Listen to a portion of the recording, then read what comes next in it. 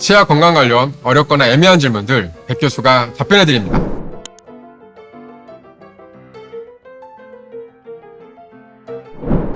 안녕하세요. 저는 서울 센트럴 치과병원 병원장 백인규입니다. 안녕하세요. 저는 서울 센트리얼 치과병원 진료팀장을 맡고 있는 김아윤이라고 합니다. 오늘 시작하기에 앞서 저희가 컵을 하나 들고 나왔는데요. 뭐라고 써있는지 보이시나요?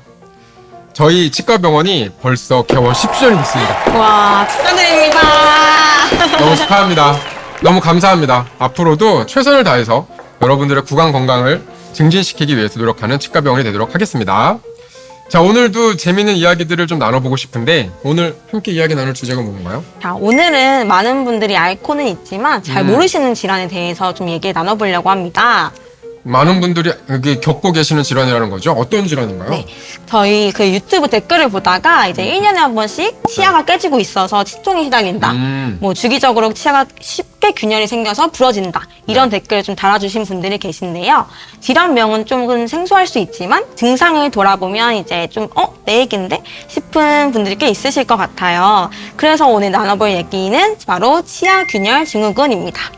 치아 균열 증후군. 말 표현도 조금 어렵긴 한데요. 영어로는 cracked tooth syndrome이라고 합니다. 말 그대로 그냥 풀어보면 치아에 균열이 생겨서 어떠한 증상들이 나타나는 건데요. 우리 치아는 딱딱하지만 또 그만큼 쉽게 깨질 수가 있습니다. 그러면서 이제 치아에 금이 가면은 씹을 때마다 이제 찌릿하고 시린 증상들을 느끼게 되거든요. 그럼 이때 바로 우리가 치아 균열 증후군을 의심하게 됩니다. 우리가 먼저 좀 설명드리고 싶은 거는요. 우리가 구강 내 통증들을 우리가 이야기를 할 때 크게 두 가지로 구분할 수가 있어요. 첫 번째는 아주 예리하고 샤프한 통증이라고 하거든요. 아주 예리하고 찌르는 것 같고 아주 날카로운 통증. 이런 유형이 하나가 있고요. 두 번째는 욱신욱신하고 우리하고 뭔가 간지러운 것 같으면서도 좀 불편하고 이런 느낌들이 있습니다. 이렇게 크게 두 가지로 나눌 수 있는데 치아 균열 증후군 같은 경우는 아주 예리하고 날카로운 통증을 느끼게 됩니다. 제가 알기로는 치아가 이제 뼈보다 단단한 재질이 좀 있다고 그렇죠. 알고 있는데 치아에도 이제 금이 갈 수 있군요. 그렇죠, 그렇죠. 그러면 그 증후군은 왜 생기는 건가요? 우리가 치아가 우리 입안에서 딱 나와가지고 평생을 일을 하잖아요. 마치 비유를 하자면은 영화나 이제 뭐 시골집에 놀러 갔을 때 장작 패는 거 혹시 그런 거 보셨나요? 장작 팰 때 보면은 나무 이게 있을 때 이걸 한 번에 딱 쪼개기는 어려워요. 도끼로 힘을 딱 주고 그 부위를 또 도끼로 또 힘을 주면 점점점 금이 뻗치다가 이게 나무가 장작이 딱 깨지게 되거든요. 치아도 마찬가지입니다. 뼈보다도 단단한 우리 치아 마치 비유하면 사기 그릇 같은데요. 딱딱한 거를 많이 씹고 또 오랫동안 일을 하다 보면은 치아에 미세한 금이 갈 수 있어요. 그런데도 불구하고 계속 무리한 힘을 자꾸 치아가 받게 되잖아요. 그러면 그 금이 점점 안쪽으로 더 뻗쳐나가게 됩니다. 그러다가 안에 있는 신경을 자극하기도 하고 맨 마지막에는 치아가 쪼개지는 경우도 있는 거죠. 그러면 이 치아가 한 번에 깨지는 게 아니라 한 번 금이 갔다가 점점점 깨지는 거군요. 그렇죠, 그렇죠. 그러면 이제 치아가 시리거나 이제 좀 찌릿한 느낌이 들게 되면 바로 이제 치과 가서 검사를 받는 게 좋을까요? 맞습니다. 이게 미세한 금이 발생해서 이제 치아균열 증후군이 시작될 때는요, 사실 눈으로 잘 확인이 어려운 경우가 많아요. 그리고 심지어는 엑스레이를 찍어도 잘 안 보이는 경우가 많습니다. 그래서 즉시 진단이 어려울 수도 있는데요. 이럴 때에는 뭐 빛을 투과하면서 미세하게 금이 간 걸 본다거나 아니면 특별한 약을 발라서 금이 간 걸 본다거나 이러한 다른 검사를 동반하기도 합니다. 근데 많은 경우에는요, 일단 환자분들의 증상을 참고해가지고 환자분들이 못 견디겠다 싶으면은 치료 단계로 들어가는 경우가 많습니다. 그럼 이제 바로 통증을 느끼기 시작할 때 이제 치과 가서 정확한 진단을 받는 게 중요하겠네요. 그렇죠. 네. 그렇다면 치료 방법에는 뭐 어떤 방법들이 있나요? 아까 이제 금이 가는 정도가 점점 다르다고 했잖아요. 네. 뭐 실금만 갔을 때, 금이 뻗칠 때 이렇게 다르다고 했는데 그러한 양상과 정도에 따라서 치료 방법도 좀 달라져요. 크게 이 경우도 한 3단계로 나눌 수가 있는데 일단 치아면 바깥에는요, 이렇게 모자처럼 범랑질이라는 구조가 있거든요. 범랑질에는요 신경이 없습니다. 그 범랑질에 조금만 이렇게 실금이 좀 가는 경우는 그냥 뭐 지켜보는 거고 그때는 증상도 없어요. 근데 금이 좀 가다가 그 안에 상아질이라는 거, 딱딱한 치아이지만 그 안에 신경이 좀 뻗쳐 있거든요. 그 상아질까지 금이 갔을 때에는 음식물을 씹을 때마다 금이 살짝 벌어지면서 시큰한 느낌이 들 수 있어요.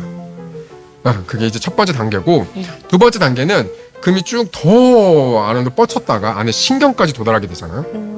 그때는 가만히 있어도 치아가 좀 아픕니다. 네. 신경까지 이미 금이 도달했기 때문에 그때는 이제 신경을 제거하는 신경치료를 받아야겠죠. 근데 이렇게 신경치료까지 다 받고 해서 잘 끝나면 또 제일 감사한 건데 우리가 모르는 사이에 금이 더 뻗쳐서 뿌리까지 내려갔다. 이런 경우에는요, 어쩔 수 없이 오래 사용하지 못하고 치아를 빼는 경우가 많습니다. 요약을 다시 한번 해보면 첫 번째 단계는 범랑질에만 금이 간 경우, 이때는 뭐 자각하기도 어렵고 그때 크게 걱정 안 하셔도 된다.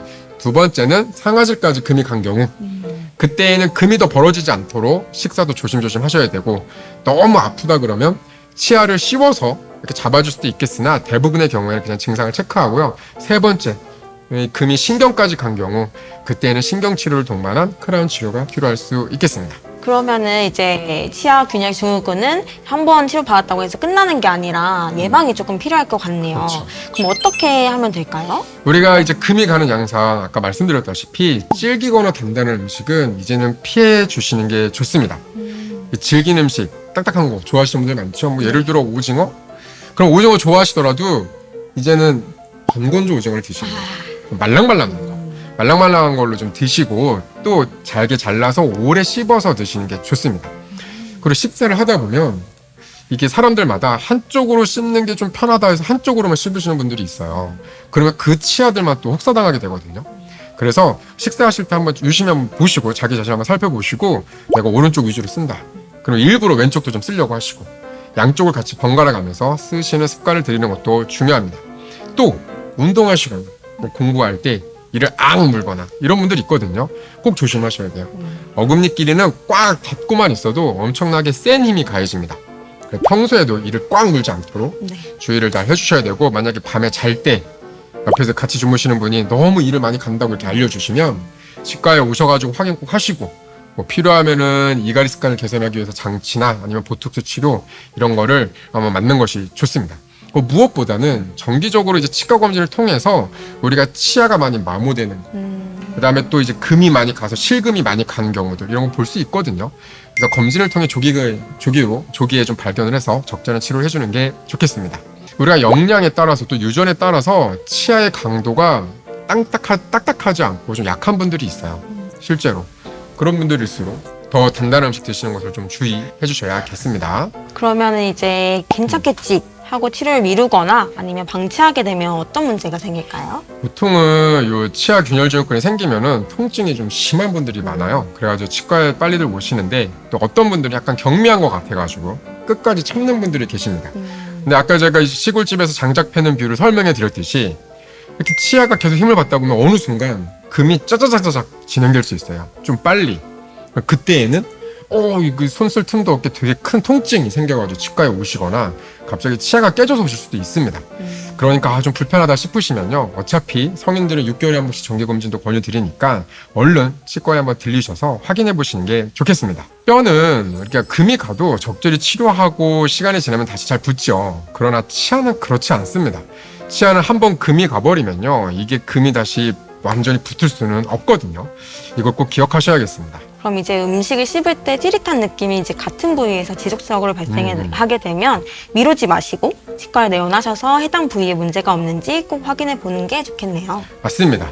우리 팀장님 말씀대로 치과 정기검진을 통해 미리 질환을 예방하고 조기에 적절한 치료를 잘 받으셔서 문제가 커지는 일이 없도록 잘 관리하시길 바랍니다.